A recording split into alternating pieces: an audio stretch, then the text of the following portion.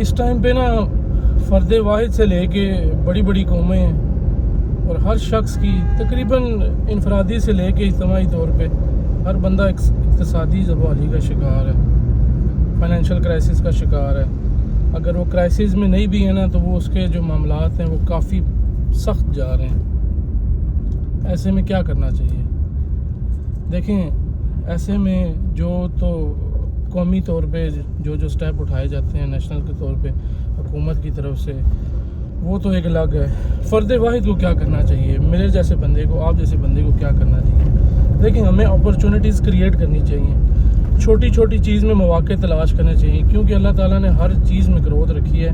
انسان محنت کرنے والا ہو اور محنت کے اوپر استقامت رکھنے والا ہو، اپنی محنت اور استقامت کے ساتھ وہ چاہے تو وہ اپنی زندگی کو بدل سکتا ہے۔ جب ایک ایک کر کے ایک بندے کی زندگی بدلے گی تو پورے ملک کی زندگی بدلنا شروع ہو جائے گی۔ اس ٹائم پہ پوری دنیا کے اندر جو ہے نا اکنامک وار چل رہی ہے۔ یہ جو بھی رولے رپے چل رہے ہیں یہ پیسے کو لے کے، تیل کو لے کے، ریسورسز کو لے کے چل رہے ہیں۔ بارڈر کی جنگ کسی کو بھی نہیں چل رہی، کسی کو کوئی رقبہ نہیں چاہیے، جو جس رقبے میں رہ رہا ہے وہ اس میں خوش ہے۔ اچھا، میں بات کو سم اپ کرتا ہوں۔ بات سم اپ کر کے اس طرح ہے کہ دیکھیں، ایک پرانا واقعہ یاد آ گیا، ایک کتاب میں پڑھا تھا۔ ایک بندہ چرچ میں نا دربان ہوتا ہے، دربان چرچ میں کافی سارے دربان ہوتے ہیں جن کو آپ عام زبان میں پہرے دار بھی کہہ سکتے ہیں۔ خیر، چرچ کے نئے فادر آئے، نئے فادر نے رول امپلیمنٹ کیا کہ بھئی اب جتنے بھی دربان ہوں گے یہاں پہ، جو بھی یہاں کے رکھوالے ہوں گے، وہ کم از کم جو ہے نا وہ انٹرمیڈیٹ ہوں گے، ایف اے پاس ہوں گے، اس سے کم کوئی بھی نہیں ہوگا۔ ہمارے مساجد میں جیسے دیکھ لیں، حفاظ کرام ہیں، ٹھیک ہے، جو مؤذن ہوتے ہیں، جو رکھوالے ہوتے ہیں، صفائی کرنے والے ہوتے ہیں، وہ زیادہ تر بیچارے ان پڑھ ہوتے ہیں، مگر ان کی زندگی مدرسوں میں گزری ہوتی ہے اور وہ اپنا کام بخوبی سر انجام دے رہے ہوتے ہیں۔ اچھا، جتنے بھی دربان تھے نا، جو تو انٹرمیڈیٹ تھے، جنہوں نے ایف اے پاس کیا ہوا تھا، ان کی تو نوکری چلتی رہی، جنہوں نے نہیں کیا تھا انہوں نے نکال دیا۔ ان میں ایک دربان تھا، وہ بڑا اچھا ایماندار آدمی تھا۔ اس نے کافی دفعہ جو ہے نا وہ فادر سے ریکویسٹ کی کہ دیکھیں جی، میں اپنا کام ایمانداری سے کر رہا ہوں، لوگ آتے ہیں اپنا سامان ہمارے والے کرتے ہیں، چھتری، جوتیاں، جو بھی ہے، آج تک کسی چیز کو میں بھولا نہیں ہوں کہ کون سا سامان کس شخص کا ہے، اور کوئی چیز چوری نہیں ہوئی، میرے سے کوئی بھول چوک نہیں ہوئی، کوئی چوری نہیں ہوئی، کوئی گم نہیں ہوئی، تو آپ مجھے نہ نکالیں، مہربانی کریں، میں اپنے گھر کا واحد کفیل ہوں۔ انہوں نے کہا بھئی رول سب کے لیے سیم ہے، آؤٹ۔ بعد کا بڑا پریشان ہوا اور پریشانی کی حالت میں نکل گیا۔ پریشانی کی حالت میں چلتے ڈپریشن میں آ گیا۔ اب جو ہی وہاں سے نکلا تو نکلتے اس کو یاد آیا، وہ گھر کا کرایہ دینا ہے، بجلی کا بل دینا ہے، کھانے کے لیے راشن لے کے جانا ہے، ماں کی دوائیاں لے کے جانی ہیں۔ اب وہ سوچے آتے اور جب اس کو پتہ ہے کہ اب آمدنی تو آنی نہیں، سیلری تو بند ہوگی، آگے کیا مواقع آتے ہیں اللہ جانتا ہے بہتر۔ اسی پریشانی میں جا رہا تھا، اس کو سگریٹ کی طلب ہوئی۔ عموماً جو اسموکر حضرات ہیں وہ اس چیز کو سمجھ سکتے ہیں کہ جب آپ بہت زیادہ گہری سوچ میں جاتے ہیں تو آپ کو سگریٹ کی طلب ہوتی ہے، ٹھیک ہے۔ اچھا، وہ سگریٹ پینے کے لیے نا آگے تھوڑا سا آگے گیا، ڈھونڈتے کوئی 5-6 گلیاں وہ پھرتا رہا، اس کو سگریٹ کی دکان پان کھوکا کوئی نہیں ملا۔ کافی دور جا کے اس کو سگریٹ کی ایک دکان ملی، اس نے سگریٹ پیا۔ اچھا، سگریٹ پیتے نا اچانک اس کے ذہن میں ایک سوچ آئی، یار کتنے لوگ آتے ہیں، یہ علاقے کا، اس مین علاقے کا بہت بڑا چرچ ہے، یہاں پہ بڑی دور سے لوگ آتے ہیں، ٹھیک ہے، پریئر کے لیے آتے ہیں، فادر کے پاس کنفیشن کے لیے آتے ہیں، تو ظاہری بات ہے جس طرح مجھے سگریٹ کی ضرورت پڑی ہے بہت سارے لوگوں کو پڑتی ہوگی۔ جو سگریٹ لیتا ہے ڈیفینیٹلی وہ ماؤتھ فریشنر، کوئی ٹافی ببل بھی لیتا ہے۔ اچھا، ابھی اس کے ذہن میں یہ سوچ چل ہی رہی تھی نا، تو اس نے کیا کیا، اس نے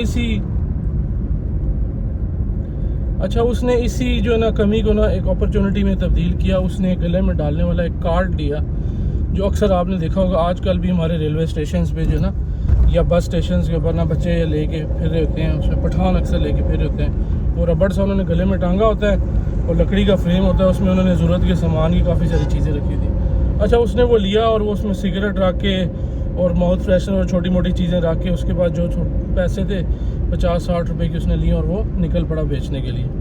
چرچ کے پاس جا کے کھڑا ہو گیا، وہ بیچتے اس کا کام بڑھتا گیا، بڑھتے اتنا ہوا کہ اس نے چرچ کے قریب جا کے دکان لے لی کرائے پہ۔ اچھا، وہ اس کی دکان بڑھتے پھر اس نے کام کو سگریٹ سے پان پہ لے کر آیا، کولڈ ڈرنکس پہ لے کے آیا, باقی سمجھتے ہیں یہ اس سے ریلیٹڈ جو بھی تھا. اس کی دکان چل پڑی, وہ اتنی چل پڑی دکان کہ اس نے وہاں سے مزید 3 دکانیں بنا لیں. اچھا, اس کی ایک جو فرنچائز تھی نا, اس کی ایک جو دکان تھی وہ کسی بینک کے قریب تھی.